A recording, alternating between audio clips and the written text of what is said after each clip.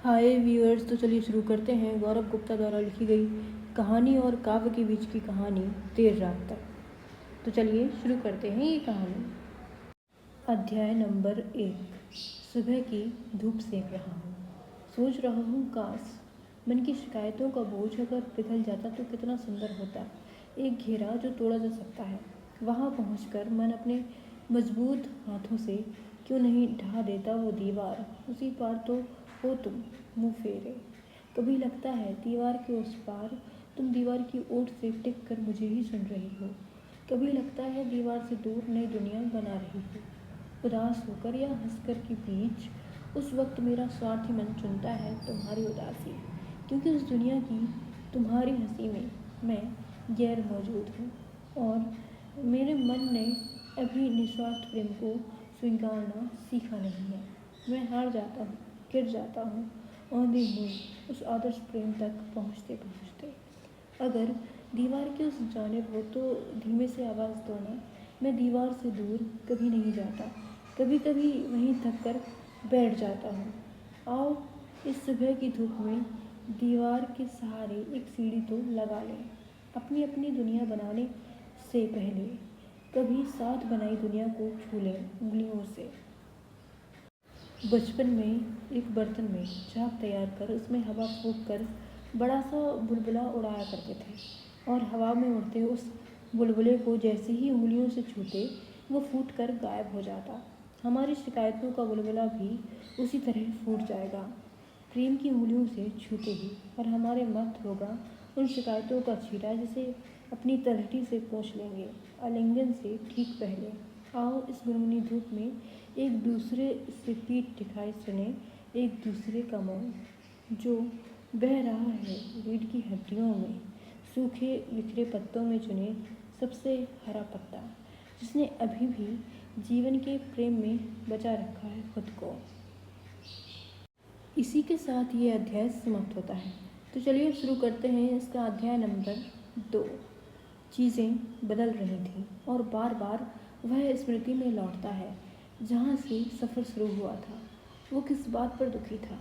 उस बदलाव से जिसे उसने जिया है और अब नहीं जी पाएगा, या उस हाथ के छूट जाने से जिसने थामते वक्त कहा था इसकी जकड़ में मैं आज़ाद महसूस करती हूँ, और अब उसका दम घुटने लगा है। पर छूट गए हाथ से ज़्यादा दिखता है छूटते हुए हाथ को देखना, जिसे थाम लेने की संभावना खत्म हो रही है। जैसे बालू के ढेर से बने घर को ढहने से बचाने के लिए उसे छूना भर उसे और जल्दी मिटा सकता है। ऐसे वक्त में जीवन का नियम कहता है उसे टूटते भर देखो। बचा पाने की कोशिश पर भी वह नहीं बचेगा, लेकिन इंसान का मन नहीं मानता। वह हाथ बढ़ाता है और असफल हो जाता है। फिर ऐसा क्या हुआ कि उसका दम घुटने लगा? वो बार बार खुद से सवाल करता जा रहा है, कब तक खुद को दोष देते रहोगे? आईने के उस पार से आवाज़ आई, हम अक्सर अपने अकेलेपन से ऊब जाते हैं तो किसी का साथ खोजते हैं और मिले साथ के कंधे पर सिर रखकर शुक्रगुजार होते हैं। लेकिन ज्यों ज्यों हमारे आसपास भीड़ बढ़ती है हम कंधे बदल देते हैं। हम उस अकेलेपन को भूल जाते हैं जो दम घोट रहा था और किसी की बाहों की जकड़ ने आज़ाद किया था। इस रोज़ समय बदल जाएगा और वही बाहें हमारा दम घोटने लगती हैं। इस इंसानी मन की कई परतें हैं, एक के बाद एक नई परत सामने आ जाती है। हाथ छूट जाएगा यह सब तो जानते हुए भी हम हाथ पकड़ लेते हैं और दुखी हो लेते हैं। जीवन क्रूर है या मजाक, इस पहेली को सुलझाते हुए हंस रहा है वह। उसके कहे सच और झूठ की हथेलियों पर छोड़ दिया है। उस हवा के इंतज़ार में जो बहा ले जाएगी दूर, वह रो लेना चाहता है।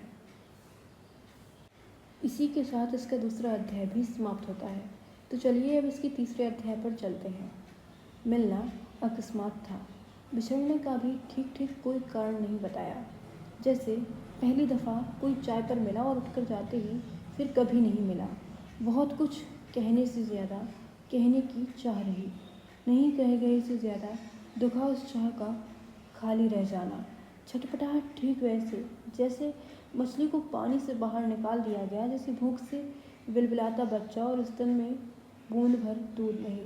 जैसे किसी ने आलिंगन के लिए बाहें फैलाई हों और कोई अचानक कहे, माफ़ करना, मुझे किसी और से प्रेम है।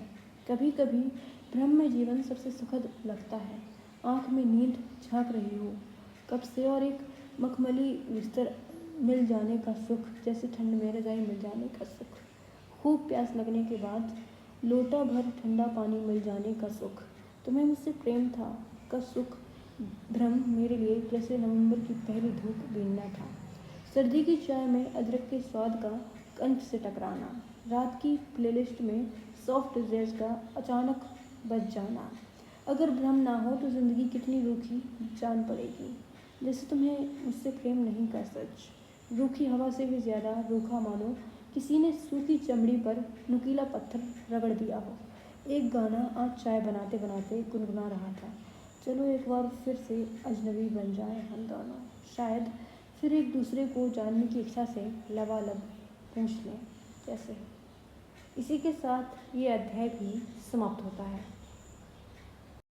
तो चलिए अब शुरू करते हैं इसका अध्याय नंबर 4। आसपास बढ़ते इन तमाम शोर के बीच खुद को बेचैन महसूस कर रहा हूँ।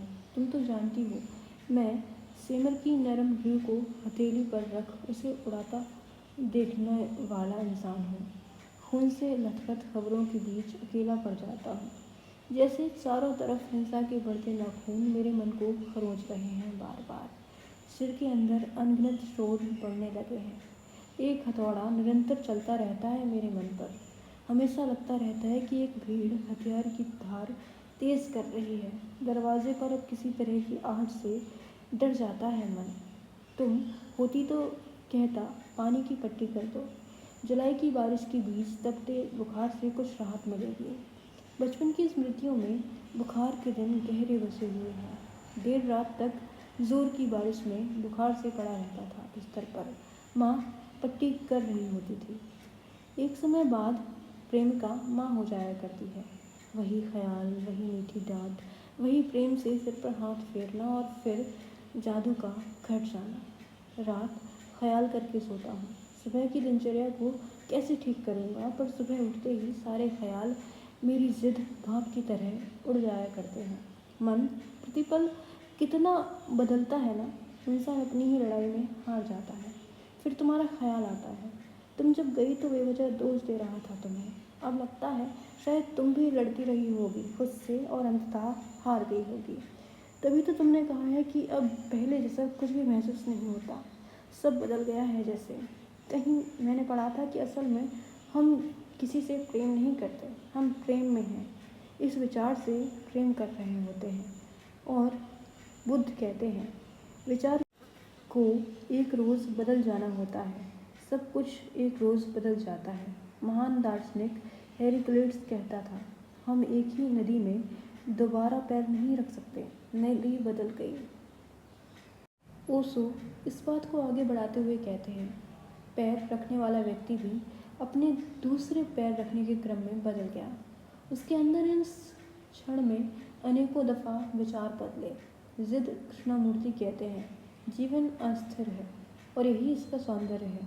बहती नदी में सौंदर्य है, पर जीवन को हम ठहरा तालाब बना देना चाहते हैं, जहाँ अपनी पसंद की चीज़ें रुकी रह जाएं। तुम नदी की तरह आई थी, आह क्या सुंदर क्षण था, क्या सुंदर संगीत मैं तुम में उतरा, डूबा, पवित्र हुआ। तुम्हें जाना था, तुम चली गई।